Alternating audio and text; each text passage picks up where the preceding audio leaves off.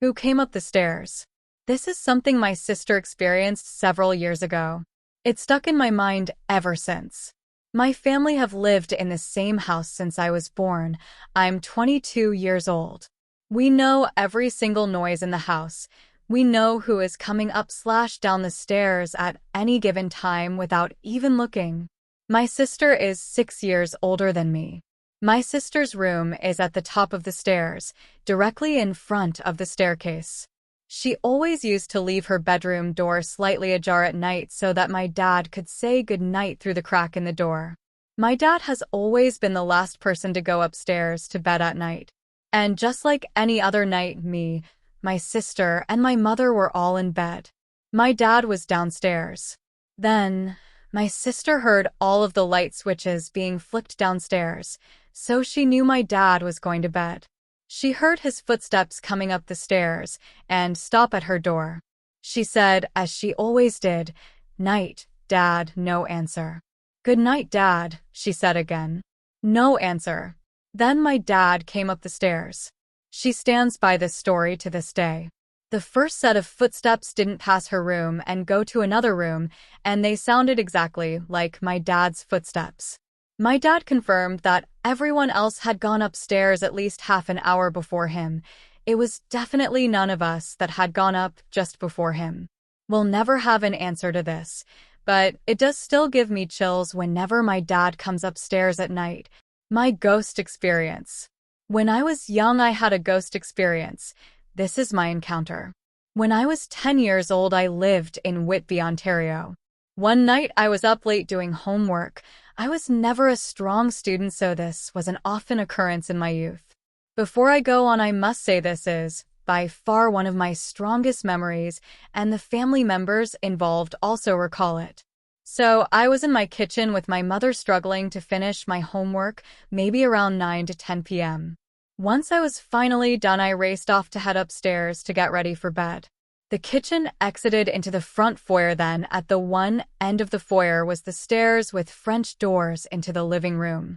The French doors were 90 degrees to the base of the stairs at the end of the foyer, so in order to go up the stairs, one must approach the living room doors, then turn right to go up the stairs. So I exit the kitchen, cross the foyer, and as I am approaching the French doors to go upstairs, I see something on the other side of the French door. I'm standing maybe 2 feet in front of the French doors as something materializes on the other side, just like the stereotypical ghost. A small amount of gray foggy smoke formed into a transparentish gray young boy. He appeared to be about my age, 10-ish, and about the same height. He was dressed in older style clothing with overalls, almost like dress clothing one might wear to a formal event. He appeared at first with his head down and his body facing perpendicular to the doors.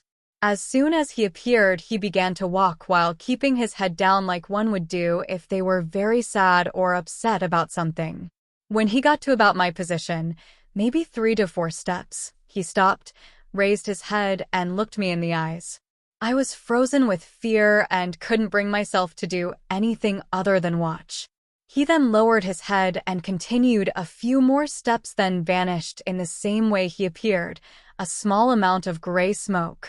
As soon as he was gone, I erupted and ran back to my mother in the kitchen screaming I saw a ghost. As an adult, 32 now, when I reflect on this event, I am still unable to reconcile any conclusion.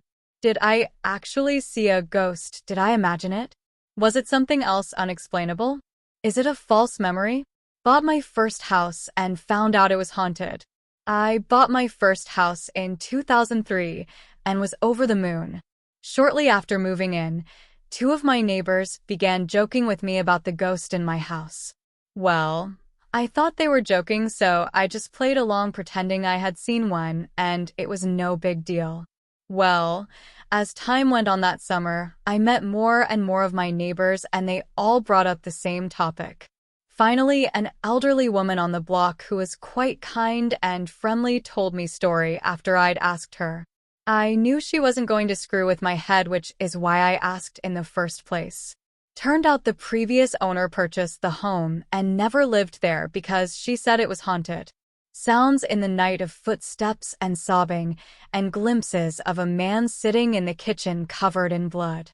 One of my neighbors helped with the renovations of the house and said that he was putting up drywall when he felt something lift up his dreadlocks. Though I've had paranormal experiences before, it had been years, and by then I just chalked it up to night terrors. One day, I went to a small neighborhood video store to rent a movie. I had to fill out a form with my demographic data and then my credit card info.